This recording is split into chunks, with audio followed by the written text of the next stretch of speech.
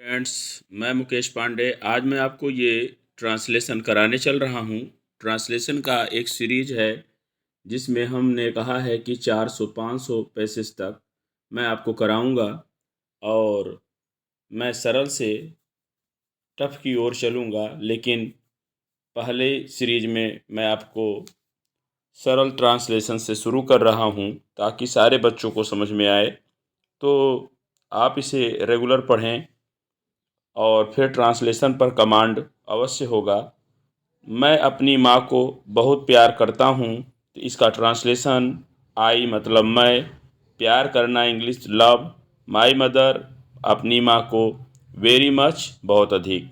तो अपने के लिए आई के साथ माई। वह भी मुझे प्यार करती हैं, वह का मतलब सी और भी का मतलब आल्सो। लव्स मतलब प्यार करना, मी मतलब मुझे। ठीक, मेरी माँ शिक्षित हैं, तो माई मदर है कि इंग्लिश इज और शिक्षित की एजुकेटेड। बट किंतु, किंतु को बट कहते हैं। वह वह घर पर रहती हैं। देखिए यहाँ पर हमने घर लिखना मिस हो गया। वह घर पर रहती हैं, तो सी स्टेज मतलब स्टे मतलब ठहरना, एट होम घर पर। ठीक है। हम लोगों की देखभाल करती हैं, तो हम लोगों की मतलब देखभाल करती हैं, तो वह मतलब सी। देखिए देखभाल करने की इंग्लिश टेक केयर होता है, तो एक वचनकर्ता के साथ क्रिया में यस लग जाता है प्रेजेंट इंडेफिनिट टेंस में। तो सी टेक केयर, केयर के साथ ऑफ आता है। ऑफ अस मतलब हमारी, हमारी मतलब हम लोगों की, तो वह हम लोगों की देखभाल करती हैं। इसकी हिंदी है, वह घर को साफ सुथरा रखती हैं, तो सी मतलब वह, कीप्स माने रखती हैं, द हाउस मतलब घर को। और साफ सुथरे की इंग्लिश क्या होगा, नीट एंड क्लीन। ठीक है। अब जो है, मेरी माँ लगभग 30 वर्ष की हैं, इसका ट्रांसलेशन करना है। तो माई मदर, देखिए my mother is about, about का मतलब लगभग 30 ईयर्स ओल्ड, 30 वर्ष की हैं। ठीक। वह बिल्कुल स्वस्थ हैं, तो वह मतलब सी। और बिल्कुल का मतलब कंप्लीटली, और स्वस्थ का मतलब हेल्दी। ठीक है। तो वह बिल्कुल स्वस्थ हैं। वह जल्दी सुबह जगती हैं, तो सी वेक्स अप मतलब जगना। अब एक वचनकर्ता के साथ यस लग जाता है, तो सी वेक्स अप अर्ली मतलब जल्दी, इन द मॉर्निंग मीन्स सुबह में। ठीक। वह मंदिर जाती हैं, तो she goes to temple. Temple से पहले द नहीं लगाएंगे, क्यों? क्योंकि मंदिर पूजा करने हेतु जब जाते हैं तो आर्टिकल नहीं लगता। हम लोगों के लिए खाना बनाती हैं, तो मतलब सी कुक्स मतलब पकाना। फूड मीन्स भोजन, फॉर अस मतलब हमारे लिए, वह हमारे लिए खाना बनाती हैं। ठीक।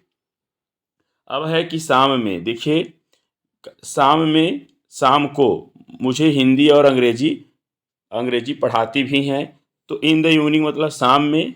अब बात किसकी हम कर रहे हैं, माँ की कर रहे हैं। ठीक है। जब माँ की बात कर रहे हैं तो सी। ठीक है। आल्सो मतलब भी, टीचर्स मतलब पढ़ाती हैं, मी मतलब मुझे, हिंदी एंड इंग्लिश हिंदी और अंग्रेजी मतलब वह मुझे हिंदी और अंग्रेजी भी पढ़ाती हैं, तो सी आल्सो टीचर्स मी। ठीक है। अब है कि वह मुझे सवेरे जगाती हैं, तो वह मतलब सी वेक्स मी अप। सॉरी, ये तो आ, हाँ ठीक है। सी मतलब जगाना, तो यहाँ मी हमने लगाया है, बहुत अच्छा है।